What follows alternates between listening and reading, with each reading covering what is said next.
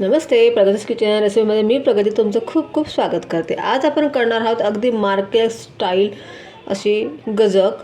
त्याच्यामध्ये आपण इथे तीळ, शेंगदाणे आणि गुळाचा वापर करणार आहोत। अगदी बाजारामध्ये जशी मिळते तशीच तुम्हाला मी आज बनवून दाखवणार आहे। अगदी घरगुती पद्धतीने आणि सोप्या पद्धतीने झटपट तयार होणारी गजक कशी बनवायची ती, आणि तुम्हाला काही सिक्रेट टिप्स आणि ट्रिक पण सांगणार आहे मी की मार्केटवाले याच्यामध्ये काय टाकत असतील की त्याच्यामुळे यांची इतकी छान क्रिस्पी आणि कुरकुरीत बनते।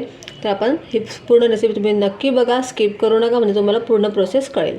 इथे मी ना तिन्ही वाट्या एकसारख्या घेतलेल्या आहेत, म्हणजे मेजरमेंट तुम्हाला घ्यायचं असेल तर तुम्ही ना तिन्ही एका साईजच्या वाट्या घ्या।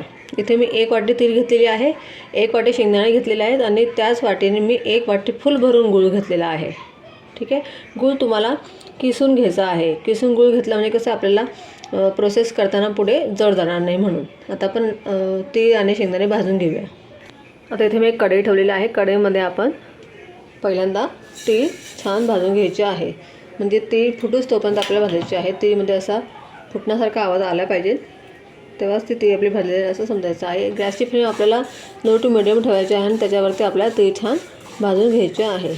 एकदम जसं फास्टवर नका शिकून, नाही तर मग काय आहे तीळ जास्त लालसर पडून जाईल आणि त्याची टेस्ट ना मग बिघडून जाईल। त्याच्यामुळे आपल्याला थोडीशी गॅसची फ्लेम मिडियम ठेवूनच तीळ भाजून घ्यायचे आहे। तीळ भाजताना ना त्याला एकसारखं हलवायचं आहे, आता म्हणजे काय एका साईडला ना जळून जाईल। त्याच्यामुळे ना तीळ तुम्ही भाजताना एवढी मात्र काळजी घ्यायची, आपल्याला एकसारखं याला हलवत राहायचं आहे। हे बघा, आपल्याला याच्यामधून आपोआप असा फुटण्याचा आवाज आला, ते जेव्हा फुटते ना तर समजून जायचं आहे की आपली तीळ आता भाजत आलेली आहे। अगदी 2 ते 3 मिनटं लागतात तीळ भाजायला, काही जास्त वेळ लागत नाही। हे बघा, तुम्हाला आवाज येत असेल। आता आपली तीळ भाजून झाली, आता आपण याला एका प्लेटमध्ये काढून घेऊया। तीळ छान फुटते आता, म्हणजे आपली तीळ भाजली गेलेली आहे। आता आपण ह्याच कढईमध्ये शेंगदाणे पण भाजून घेऊया।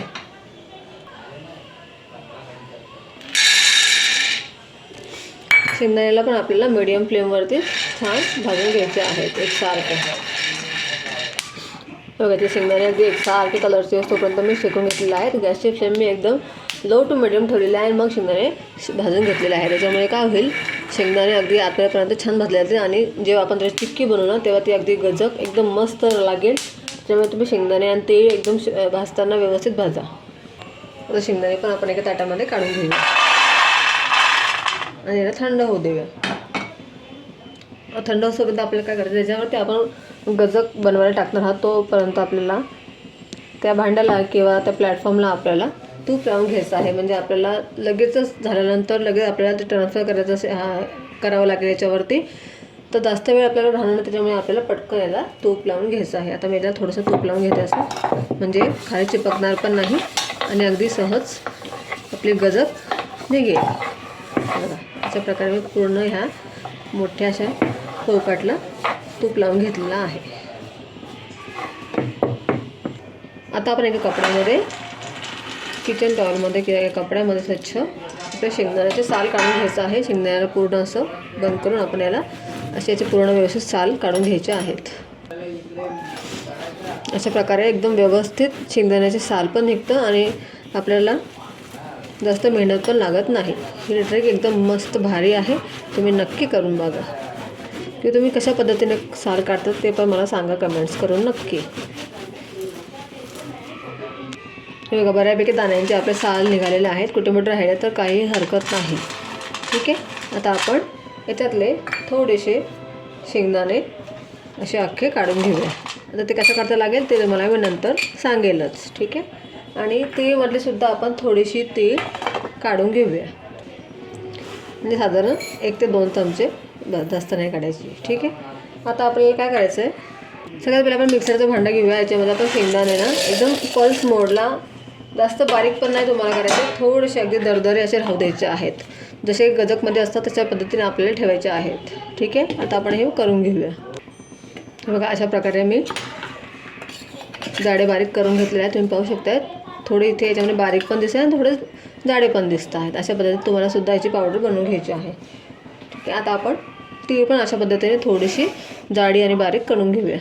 हे शेंगदाणे काढून घेते मी।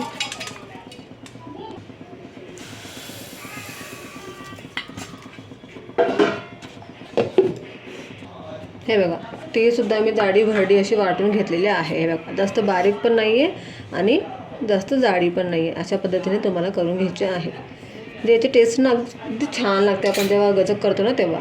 आता आपण नेक्स्ट प्रोसेस करूया.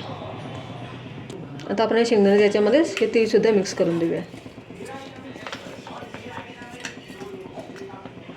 आता कढई आता मी पहिलेच तापायला ठेवली होती. तर कढईमध्ये आपल्याला टाकायचं आहे 1 चमचा साजूक तूप.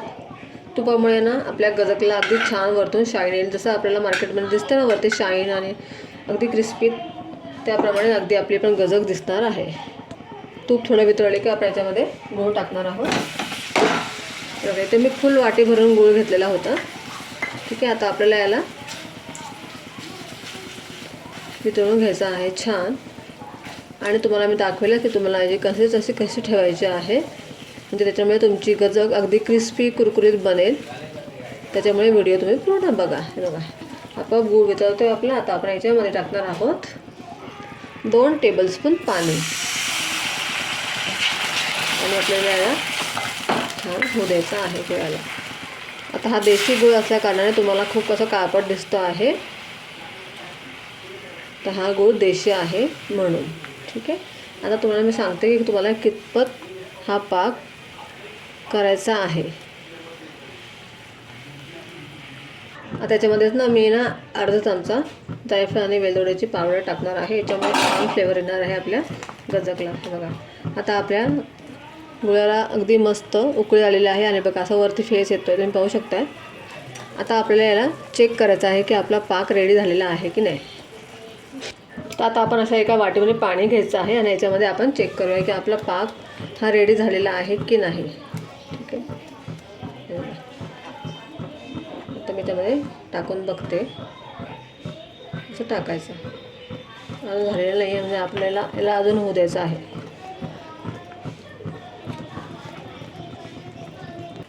ते बघा, आपला गूळ अगदी व्यवस्थित पक्का झालेला आहे. आता परत आपण याला चेक करून घेणार आहोत. आता मी याला परत या पाण्यामध्ये टाकते आणि आपण थोड्या वेळाने थोडंसं राहू द्यायचं आहे. नंतर मग आपण काढायचं आहे. याला पाहायचं आहे की आपला गूळ पक्का झालेला आहे की नाही. हे बघा, असं झाल्यावरती तुम्हाला असं आवाज आला पाहिजे आपल्याला.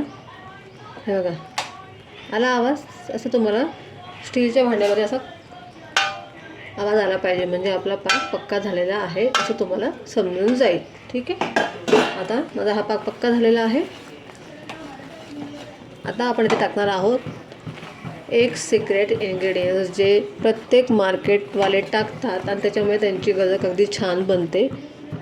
आता आपण टाकणार आहे याच्यामध्ये 1 चुटकीभर खाण्याचा सोडा, म्हणजे त्याच्यामुळे त्याला अगदी छान मार्केटसारखी टेस्ट येणार आहे. सोडा टाकल्याबरोबर अगदी छान मस्त आपलं गूळ फुलून गेलेला आहे. आता जास्त काही वेळ न वाया घालता आपल्याला लगेच याच्यामध्ये आपले शेंगदाणे आणि तीळ जे बारीक केलेलं होतं ते टाकून द्यायचं आहे. आता इथे मी गॅस बंद करून देते आहे आणि हे सगळं मिश्रण याच्यामध्ये टाकून देते आणि आपण याला लगेचच मिक्स करून घेणार आहोत. आता आपल्याला गॅसची फ्लेम बंदच ठेवायची आहे आणि बंद फ्लेमवरती आपल्याला मिक्स करून घ्यायचं आहे. बघा, इथे मस्तपैकी व्यवस्थित सगळं मिक्स करून घेतलेलं आहे. आता लगेच आपल्याला याला आपल्या पोळपाटवरती ज्याच्यावर आपण तूप लावलं होतं ना त्याच्यावर आपल्याला हे मिश्रण टाकायचं आहे.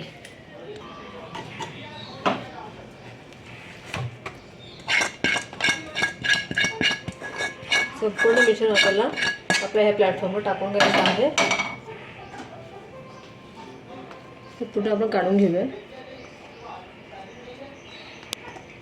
आता आपण जे तीळ आणि शेंगदाणे काढले होते साईडला शेक भाजलेले ते पण आपण ते एका साईडला टाकून घेऊया आणि आता आपण याला याच्यामध्ये असं फोल्ड करणार आहोत, म्हणजे अगदी जेव्हा आपण त्याला लाटू ना तेव्हा अगदी क्रंचीनेसपणा लागेल त्याच्यामध्ये आणि आपण लगेच याला लाटून घेणार आहोत. आता असं हाताला तूप लावून मी याला असं एकसारखं करून घेते. खूप गरम असतं हे, त्याच्यामुळे जरा सावकाश करा तुम्ही. ठीक आहे, याला छान असं शेप देऊन देऊया आपण, म्हणजे लाटताना आपल्याला अगदी व्यवस्थित एकसारखे लाटता येईल. आता याला आपण लाटण्याने लाटून घेऊया. आता इथे आपण लाटण्याला सुद्धा थोडंसं तुपाचा हात लावायचा आहे. आणि याला असं हलक्या हाताने आपण मीडियम साईजचं लाटून घ्यायचं आहे. हे बघा अशा प्रकारे मी लाटून घेतलेलं आहे. आता आपण याचे पीसेस करून घेणार आहोत पिझ्झा कटरने.